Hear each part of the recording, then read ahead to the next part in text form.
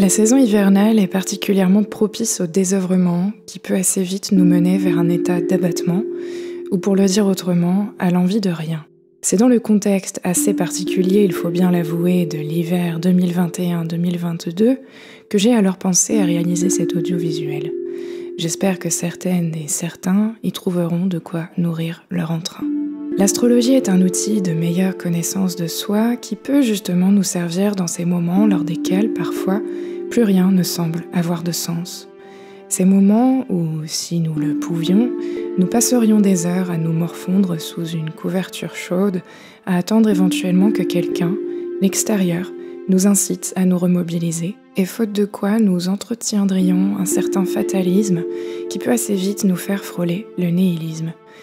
Et cela est d'autant plus vrai en plein cœur de l'hiver, pour ne pas dire en plein cœur de la saison capricornienne. Dans cette vidéo, je vous propose de faire le tour des points qui, à ce jour, me semblent être les plus éclairants pour nous aider à sortir de ces périodes qui parfois peuvent s'avérer très difficiles à vivre. L'idée étant d'utiliser l'astrologie comme un outil de remise en route et non plus juste comme un outil purement analytique dans lequel nous passons des mois à tourner en rond intellectuellement sans jamais passer à l'action. L'intérêt de s'arrêter sur ces points aujourd'hui est justement de sortir de cette analyse purement mentale plus rapidement en s'attardant spécifiquement sur des pistes qui permettent de se poser des questions qui aident à faire émerger l'envie de se remobiliser soi-même sans attendre l'intervention de l'extérieur.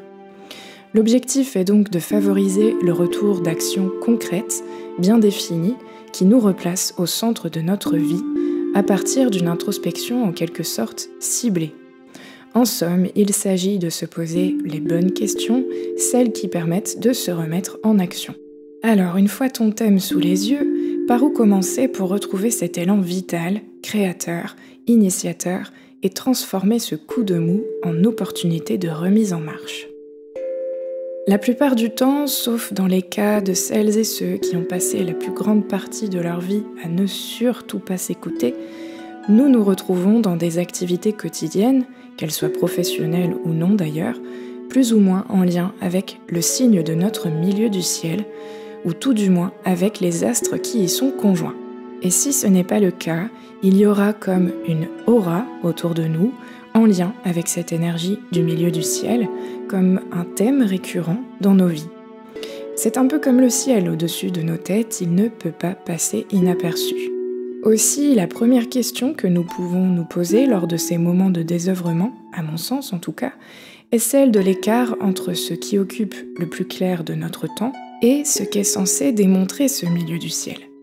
L'écart entre là où nous nous trouvons dans nos vies et l'énergie que notre milieu du ciel véhicule. Par exemple, si mon milieu du ciel est dans le signe des poissons et que je passe le plus clair de mes journées à repasser des chemises dans un pressing après avoir déposé mes enfants à l'école et préparé le repas du soir, le premier pas à effectuer serait peut-être de me questionner sur mon imaginaire et ce qui le nourrit. Peut-être le moment serait-il venu d'oser ressortir les pinceaux et l'aquarelle du placard, d'attraper la guitare qui prend la poussière dans le grenier, ou de m'inscrire à ces cours de tarologie proposés par l'association de mon quartier. En effet, les thèmes en lien avec l'énergie du poisson sont en lien avec l'imaginaire, la créativité, le mysticisme, tout ce qui, en somme, n'est pas tangible, concret, palpable. Ces énergies ont donc beaucoup moins à voir avec le repassage et l'organisation du quotidien. En extrapolant, on pourrait en effet imaginer ici qu'avec mon fond du ciel en vierge, c'est-à-dire le point opposé au milieu du ciel, je reste en quelque sorte bloqué dans l'énergie de la Vierge.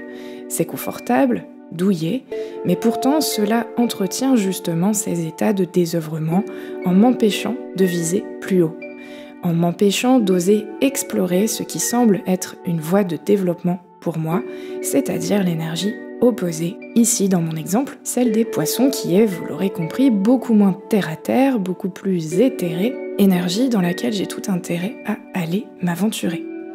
Cela ne signifie pas nécessairement bien sûr que je vais quitter mon boulot au pressing et arrêter de préparer les repas pour mes enfants.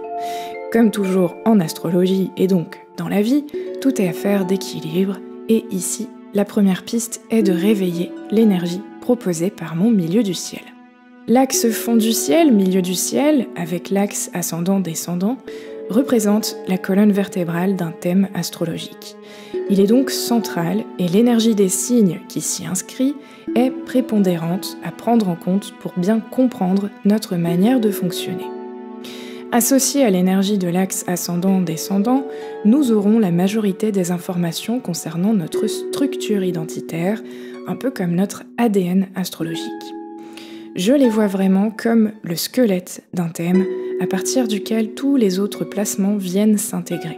C'est pourquoi dans un premier temps, je tâcherai de redonner la place que cet axe mérite dans mon thème, de bien comprendre le message qu'il véhicule, et ce, comme je l'ai dit, en posant la question « Comment est-ce que j'explore cette énergie du milieu du ciel dans ma vie quotidiennement et comment faire pour m'en rapprocher davantage si j'en suis très éloignée ?» C'est une première piste d'évaluation, voire d'éventuelle redirection. Aussi, comment je rééquilibre cette énergie avec celle de mon fond du ciel, plus sécurisante, qui représente en effet précisément ce moment où je me réfugie sous mon plaid parce que l'extérieur m'envahit. C'est en effet bien à partir de la sécurité du fond du ciel que nous sommes capables d'explorer le monde vaste et inconnu de notre milieu du ciel. C'est ce qu'on appelle sortir de sa zone de confort. D'où l'intérêt de commencer par analyser cette interaction sur notre thème pour retrouver l'élan de laisser le plaid sur le canapé. Le deuxième indice astrologique qui peut nous aider à nous remobiliser pour sortir du désœuvrement est l'axe des nœuds lunaires. À eux tout seuls, ces deux points du thème représentent, d'un point de vue dit karmique en tout cas, ce que nous serions venus apprendre à développer à partir des compétences naturelles, des dons que nous avons développés, soit dans des vies passées, soit avec une lecture plus psychanalytique, disons, dans la petite enfance, par mimétisme et imprégnation dans nos environnements directs archaïques. Observer et essayer d'intégrer la position de notre nœud nord, tout particulièrement, peut s'avérer être une source d'inspiration on ne peut plus forte pour nous sortir d'une période où plus rien ne semble avoir de sens. Dans le cas où tu as du mal à définir ce qui fait sens pour toi, à te fixer des objectifs, à donner une direction à ta vie, le nœud nord peut s'avérer être d'une grande aide. C'est un point du thème assez délicat à manier, cela dit, car il peut assez vite nous placer face à un sentiment d'échec. Si nous nous concentrons uniquement sur le nœud nord, nous risquons en effet de nous focaliser sur ce que nous ne maîtrisons pas encore, que nous sommes même parfois incapables de réaliser, ou que nous nous pensons en tout cas incapables de réaliser. Ainsi, le nœud nord est à intégrer dans la compréhension de soi-même comme la flèche d'une boussole, bien plus que comme un véritable objectif à atteindre coûte que coûte. C'est pourquoi, en fin de compte, j'inciterai davantage à nous focaliser sur le nœud sud. Le nœud sud est en effet un point du thème que nous maîtrisons a priori parfaitement. Il nous est alors tout à fait possible de nous appuyer sur lui pour envisager sortir de l'inaction. Qu'y a-t-il au pied de mon nœud sud que j'ai tendance à négliger ? Quel talent n'ai-je pas suffisamment développé et qui pourrait pourtant me permettre d'évoluer vers l'énergie opposée, à terme, celle du nœud nord ? Ces questions peuvent assez rapidement nous redonner confiance en nous remobilisant autour des compétences que nous maîtrisons déjà parfaitement. L'idée étant là aussi de ne pas s'enfermer dans des questionnements infinis autour de ce fameux nœud sud, mais bien plutôt d'essayer d'en tirer des conclusions concrètes. Quelles sont mes qualités, mes compétences, mes maîtrises, mes dons, et comment m'y dédier davantage dès aujourd'hui ? Contrairement au milieu du ciel, l'étude des nœuds lunaires impliquera bien davantage la maison dans laquelle chacun d'entre eux se trouve, pour ne pas dire l'axe des maisons. L'axe de signes est à prendre avec des pincettes. Les signes viennent ici colorer l'expression de ces nœuds, là où la maison où ils tombent viennent leur donner de la densité plus concrète, plus expérientielle. Par exemple, un nœud sud en maison 7 nous parle d'un individu qui sait parfaitement prendre les autres en considération, qui les fait volontiers passer avant lui, ou bien qui s'efface systématiquement au profit d'une entité maison 7. Le plus souvent un partenaire, qu'il soit amoureux ou professionnel, mais cela peut tout aussi bien être sa famille, voire même un groupe d'amis ou une entreprise. Le signe dans lequel ce nœud sud tombe viendra juste colorer la manière dont cette attention est tournée vers autrui. Et s'il y a des astres conjoints à ce nœud sud, l'expression du signe pourrait d'ailleurs être complètement détournée par ceci. Petite parenthèse, je vais oser un point de vue pour le moins singulier et basé sur mes propres observations en tant que praticienne. Souvent en astrologie, on entend que l'on doit quitter le nœud sud pour aller vers le nœud nord. C'est une assumption que la vie n'a de cesse de démentir à mesure que j'avance dans mes compréhensions de l'astrologie. Au contraire, il est à mon sens absolument essentiel de révéler tout le potentiel de notre nœud sud, et ce, en y consacrant la plus grande partie de nos efforts de réalisation personnelle. C'est d'ailleurs comme ça, naturellement, que les choses se passent dans la vie de tout à chacun. À partir de ces talents, nous pouvons affiner nos outils avec des compétences tout à fait transverses, celles du nœud nord, qui seront ajoutées progressivement à la maîtrise de ce nœud sud. Alors, on ne maîtrisera plus qu'une seule polarité de l'axe, mais bien l'ensemble de ce dernier. L'axe nodal m'apparaît en ce sens davantage comme une invitation au rééquilibrage que comme une réelle direction. Il ne s'agit donc pas de quitter le nœud sud pour se diriger vers le nœud nord en faisant le tri et reniant tout ce qui a trait à un passé qui se devrait d'être résolu, mais bien plutôt de récupérer une maîtrise innée et de l'affûter en la rééquilibrant avec sa polarité opposée, pour ne pas dire complémentaire. Car en effet, il s'agit bien de cela ici, à mon sens, rééquilibrer et retrouver la complémentarité de l'axe pointé du doigt par les nœuds lunaires. Alors, dans l'étude des nœuds, la première chose à prendre en compte est la maison dans laquelle ils tombent. Puis, les astres auxquels ils sont conjoints, le cas échéant. Je considère qu'il y a conjonction jusqu'à 10 degrés d'orbe, un peu moins dans le cas où l'astre concerné ne tombe pas dans la même maison. Avant même de regarder le signe, on aura tout intérêt à se renseigner sur les aspects que forme cet axe des nœuds, ainsi que sur la position qu'occupe leur maître dans notre thème. Et enfin, une fois tout cela pris en compte et synthétisé, nous pouvons ajouter la coloration du signe. Avec tout ça, il y a déjà de quoi nourrir utilement notre introspection et retrouver l'envie de se mobiliser autour d'un objectif personnel qui ait du sens. J'ai déjà publié au moins 2 vidéos sur Saturne sur cette chaîne que je vous invite à consulter ou reconsulter si besoin. Ces leçons sont extrêmement riches et nous permettent là aussi de nous remobiliser à condition d'accepter que cela demande un minimum d'effort, de concentration et de travail. Sa position en thème peut très souvent nous indiquer pourquoi nous sommes bloqués, comment nous sommes bloqués et donc à partir de là, ce qu'il est en notre pouvoir de faire pour nous remobiliser. Saturne s'avère être un pilier majeur du thème astrologique. C'est le point du thème à partir duquel nous sommes capables de nous redresser, de reprendre la responsabilité de notre existence. C'est pourquoi le retour de Saturne est tout particulièrement à surveiller, et le premier de ces retours est traditionnellement considéré par les astrologues comme le moment d'entrée dans l'âge adulte, comme le moment de la naissance du sujet astrologique. Prendre conscience de ce positionnement saturnien et de l'impact majeur qu'il occupe sur notre thème peut ainsi s'avérer particulièrement révélateur. Attention toutefois à ne pas rester enfermé dans son pessimisme, mais bien à se saisir de son intransigeant discernement.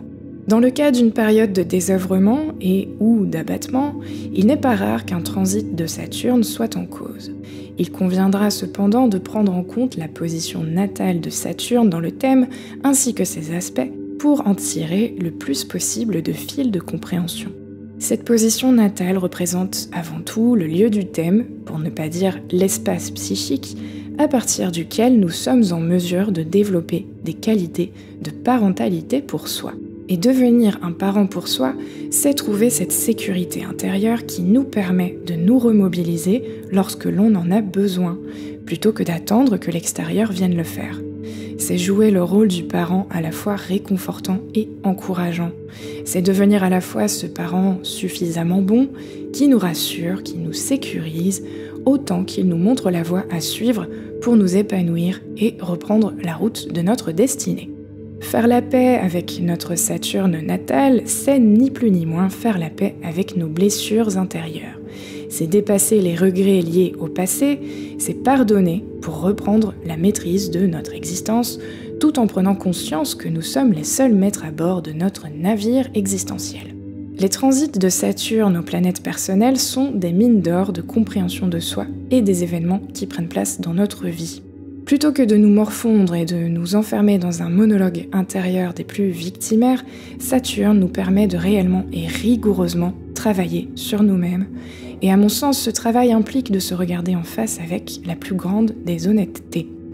Et qui mieux que l'archétype saturnien pour faire face à ce principe de réalité ? Donc si Saturne communique directement avec certains points de ton thème par le biais d'aspects réputés difficiles, sur ton thème natal en l'occurrence, carré, opposition, quinconce, prends le temps d'analyser la manière dont cela se répercute sur ton quotidien. En quoi Saturne te bloque aujourd'hui ? Repère-le dans ton monologue intérieur, cette petite voix intransigeante qui vient te couper l'herbe sous le pied chaque fois que tu t'élances avec optimisme vers ce qui te fait rêver. Une fois cette voix saturnienne repérée, que ce soit la voix de ton Saturne natal ou du Saturne en transit sur ton thème, il s'agira d'apprendre à lui répondre et trouver quelque chose qui permette d'apaiser cette part anxieuse à l'intérieur de toi. Cela prend du temps et pour tout te dire, c'est l'une des premières choses que je fais le matin, prendre le temps d'honorer mes parts saturniennes. À toi de trouver comment faire pour toi personnellement, spécifiquement et constructivement. D'autres pistes de remise en mouvement peuvent se blottir au creux de l'axe Maison 5, Maison 11 de notre thème, qui représente typiquement l'axe du désir, de l'élan pulsionnel en Maison 5, qui mène à l'élaboration de projets de vie plus collectifs, communs, actant ce désir personnel égotique dans quelque chose de plus grand que soi en Maison 11. C'est l'axe de la réalisation solaire qui permet de placer notre soleil personnel, le maître de la maison 5, dans le ciel que représente Uranus, le maître de la maison 11. Ainsi, se saisir des énergies présentes dans cet axe pourra s'avérer crucial dans les moments où cet axe est justement éteint, car le désœuvrement correspond bien à un axe maison 5, maison 11, au moins momentanément éteint, effacé. Alors, quels astres se situent dans ma maison 5 ? Ils viennent a priori témoigner de mon désir créatif, de mes élans pulsionnels. C'est à partir d'eux que je suis en mesure d'envisager des réalisations futures. L'énergie d'initiation se trouve ainsi dans la maison 5, mais c'est la maison 11 qui permet de les projeter vers l'extérieur. C'est l'énergie de réalisation, de concrétisation, celle qui les acte dans la trame du temps en les imbriquant dans le futur. Les astres qui se trouvent le cas échéant dans cette maison 11 indiqueront les clés ou au contraire les freins qui se dressent sur le chemin de l'élaboration concrète de mes projets. Dans le cas où il n'y aurait aucun astre sur cet axe, il sera toujours intéressant de prendre en compte l'axe des signes concernés par ces deux maisons. Un signe n'existe jamais tout seul, il est toujours complété par son signe opposé qui, dans une expression équilibrée, vous l'aurez compris, donnera, plutôt qu'une opposition, une complémentarité. Ainsi, la complémentarité des deux signes concernés par ces deux cuspides, maison 5, maison 11, s'avérera porteuse d'ambition et de moteur créatif. S'intéresser à ces deux signes et à la manière dont je les exprime dans ma vie pourrait bien tout changer dans un moment de désœuvrement. Alors on s'intéressera bien sûr aux maîtres de ces signes et à leur positionnement dans le thème. Quels sont leurs aspects ? Sont-ils à l'aise dans les signes et maisons où ils se trouvent ? Quel est leur impact sur mon thème ? S'ils sont entravés, comment puis-je les libérer ? Par le biais de quel aspect ou de quel autre astre ? Parfois, il suffit de prendre conscience d'un bel aspect entre un astre et un autre, avec la coloration d'un signe qu'on avait complètement négligé jusque-là, pour se rendre compte qu'il existe un archétype chez nous que nous avons totalement mis de côté. Et alors, le mouvement revient. Par ailleurs, et c'est en réalité l'une des premières choses que j'observe lorsque j'étudie un thème natal, je regarderai s'il existe des figures géométriques astrologiques que je qualifie de directionnelles. Les figures géométriques sont des aspects qui relient plusieurs astres entre eux de façon organisée dans un thème. J'en ai, au fil de ma pratique, repéré plusieurs qui semblent pointer du doigt vers une direction. J'aurai certainement l'occasion d'en reparler plus en détail dans de futures vidéos, mais j'aimerais déjà ici parler de l'une d'entre elles, qui me semble en réalité être la plus représentative de ce que je cherche à illustrer. Il s'agit de la figure du cerf-volant. La figure astrologique du cerf-volant est composée de 2 figures astrologiques mineures. Un grand triangle, c'est-à-dire 3 points reliés entre eux par 3 trigones, et un triangle mineur, un trigone relié à un 3e point par 2 sextiles. Pour former un cerf-volant, ces 2 figures se trouvent être traversées par un aspect d'opposition. Et alors, au fur et à mesure de mes compréhensions astrologiques, j'ai pris conscience que cette opposition du cerf-volant semble venir donner une direction. Il s'agit alors du point focus de la figure du triangle mineur, qui devient ainsi le point focus du cerf-volant et, je viens de le dire, ce que j'appelle sa direction. C'est un peu comme une flèche que l'on place dans un arc, que représente alors cette figure du cerf-volant, et que l'on dirige vers un point du thème en particulier. J'en avais trouvé un beau dans le thème d'Emmanuel Macron. Le grand triangle relie la conjonction Soleil-Mercure à Saturne et Chiron, eux-mêmes en sextile au point focus qui se trouve être Jupiter rétrograde sur ce thème. Sur ce thème alors, la position de ce Jupiter apparaît comme centrale et se devra d'être prise en compte pour éventuellement rebouger les lignes dans une période de désœuvrement.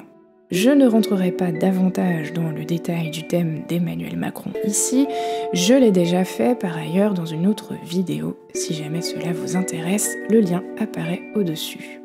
On en trouve également un dans le thème de Daniel Balavoine qui pointe également sur Jupiter, cette fois en bélier.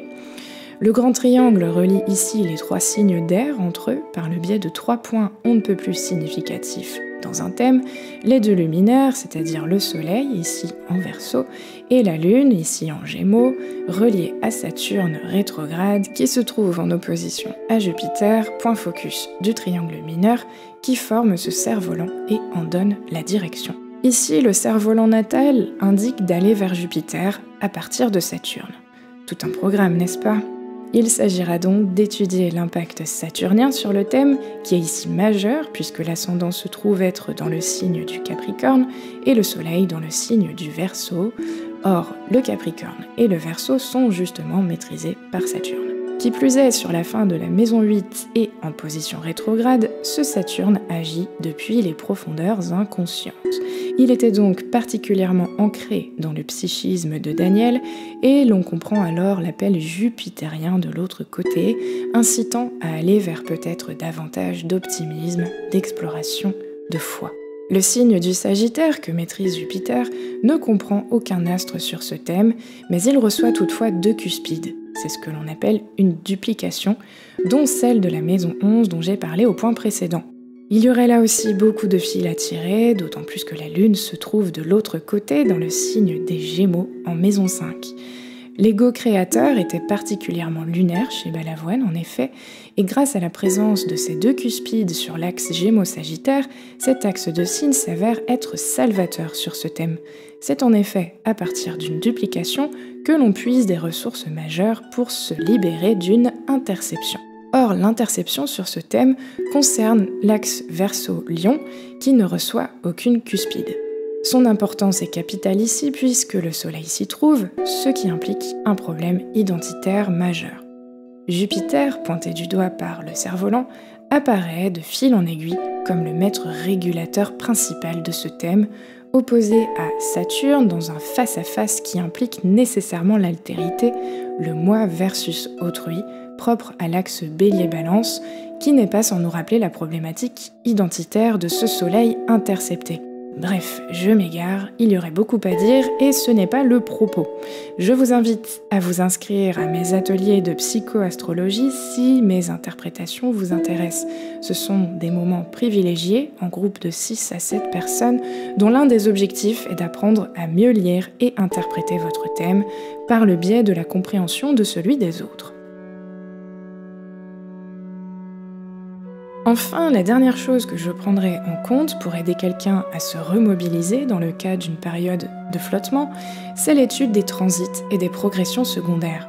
Il arrive d'ailleurs que les thèmes des transits ou des progressions secondaires affichent des figures géométriques, comme le cerf-volant, de façon passagère. Cela pourrait être extrêmement révélateur.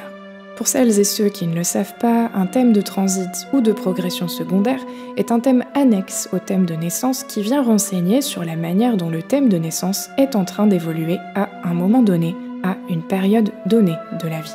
Le thème de naissance représente en quelque sorte notre boîte à outils, ce avec quoi nous arrivons lors de notre incarnation terrienne, les outils mis à notre disposition dans cette boîte, ainsi que ceux qui nous manquent et ceux dont nous aimerions bien nous passer. Les études de transit et de progression permettent de comprendre à quel moment de la vie il est possible de revisiter le contenu de cette boîte à outils. Il y a en effet des expériences de vie qui permettent d'en acquérir de nouveaux. D'autres moments permettent de mettre à l'épreuve certains des outils naturellement présents dans la boîte. Et puis certaines expériences nous font développer de nouvelles compétences et nous remplissons ainsi notre boîte de tout nouveaux outils. Les astrologues proposent la plupart du temps des études prédictives à partir de ces thèmes. Ce n'est pas qu'ils lisent l'avenir, c'est juste une étude des tendances à venir, des énergies qui seront placées sous les feux des projecteurs. Avec mon bagage de psychologue, je trouve plus porteur d'utiliser ces outils au présent pour remettre du sens là, maintenant. Étudier ces thèmes annexes au moment présent permet ainsi de mieux comprendre l'époque que nous sommes en train de traverser, les compétences que nous sommes en train de développer. Ces méthodes sont donc très précieuses pour nourrir l'espoir au quotidien, reprendre confiance et donc nous sortir des impasses existentielles dans lesquelles nous avons parfois la sensation d'être enclavés. J'utilise donc ces calculs lors de mes suivis, afin de mettre le doigt sur les aspects qui pourraient éventuellement aider à sortir d'une impasse périodique. Ce sont des méthodes très puissantes qui permettent de débloquer une situation insoluble, un peu comme si vous arriviez avec une pelote de nœuds mentale, que nous la projetions sur ces thèmes annexes et qu'il était alors possible de tirer les fils un par un et ainsi gagner en clarté sur la situation pour la débloquer. Pour résumer l'ensemble de mon propos précédent, voilà les questions que je t'invite à te poser dans le cadre d'une période de désœuvrement. Comment je manifeste l'énergie de mon milieu du ciel dans mon quotidien? Est-elle suffisamment présente? Comment l'équilibrer avec l'énergie opposée, celle de mon fond du ciel qui généralement représente la zone de confort? D'ailleurs, il se peut alors que tu te rendes compte que l'énergie de ton milieu du ciel est extrêmement présente dans ta vie au détriment de celle opposée du fond du ciel. Dans ce cas, le rééquilibrage sera à opérer de l'autre côté, bien entendu, en te posant la question de ton sentiment de sécurité, notamment. En regardant mon nœud sud à présent, le deuxième point que je propose est de se poser les questions « Quels sont mes dons, mes compétences, ce que je sais faire naturellement et sans trop d'efforts ?» Comment est-ce que je pourrais, dès aujourd'hui, renforcer ces compétences, leur redonner une importance plus centrale dans ma vie, et ainsi me remobiliser vers un objectif que représente le nœud nord sur mon thème? Quelle est cette polarité inverse que l'on m'appelle à développer progressivement? Comment me remettre en route à partir de mon nœud sud vers cette destination dès aujourd'hui?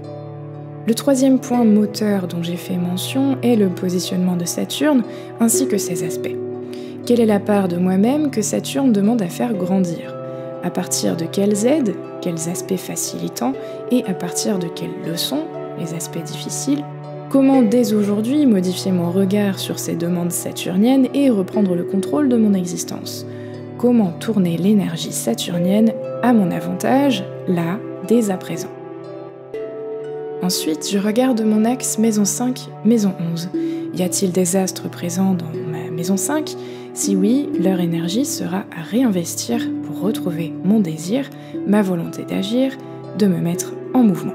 Et à l'opposé, quels astres sont présents dans ma maison 11 dont l'énergie va pouvoir m'aider à me resituer sur la ligne du temps par le biais de la mise en place de projets d'avenir? Il s'agit bien ici de faire coïncider la pulsion de vie avec la place que l'on occupe dans la communauté des humains. Si mon axe maison 5, maison 11 est vide, me concentrer sur les signes dans lesquels tombe leur cuspide pourra déjà me donner beaucoup d'informations quant à la nature de l'énergie qui pourra m'aider à me remettre en mouvement. S'agit-il de signes de terre, d'eau, de feu ou d'air? Comment se complémentent-ils? Comment les faire cohabiter plus harmonieusement, là, dès aujourd'hui, dans ma vie? Le 5e point concerne la géométrie directionnelle. Je peux donc m'amuser à essayer de repérer les figures de mon thème et référencer celles qui semblent pointer sur un astre en particulier. Qu'est-ce que cet astre a à m'apprendre? Où se situe-t-il dans mon thème et notamment par rapport à mes dominantes? Quelle facette de son expression archétypale manque à ma vie aujourd'hui et comment lui redonner de la densité? En dernier lieu, et dans le cas bien sûr où t'attarder sur les points précédents n'a pas suffi, il est toujours possible de jeter un coup d'œil sur les transits actuels. Pour ce faire, reprends les 5 points précédents et regarde s'il n'y a pas une planète qui passe à cet endroit-là de ton thème en ce moment, ou bien qui se trouve en opposition de celui-ci, ou tout autre aspect significatif. Cela pourrait en dire long sur la période que tu traverses et en fonction de l'énergie concernée, prendre conscience de cet impact pourrait te permettre de relativiser les choses et de changer de regard sur la situation. Pour celles et ceux qui s'y connaissent, n'hésitez pas à le faire avec les progressions secondaires également. Je m'arrête là, mais sachez qu'il me serait possible de continuer pendant des heures et des heures, tant il y a de choses à dire, à analyser, à comprendre. Comme je l'ai dit toutefois, l'intérêt de cet audio pour moi est de vous donner des pistes de réflexion claires pour que justement votre réflexion mène à de l'action ou à une prise de position plutôt qu'à une analyse sans fin. J'espère que cette vidéo vous aura été instructive et si c'est le cas, n'hésitez pas à me le faire savoir d'une manière ou d'une autre. La préparation de cet audiovisuel me prend beaucoup de temps, bénévolement, et si vous souhaitez que je continue à produire ce type de contenu, j'ai besoin de sentir que cela vous apporte.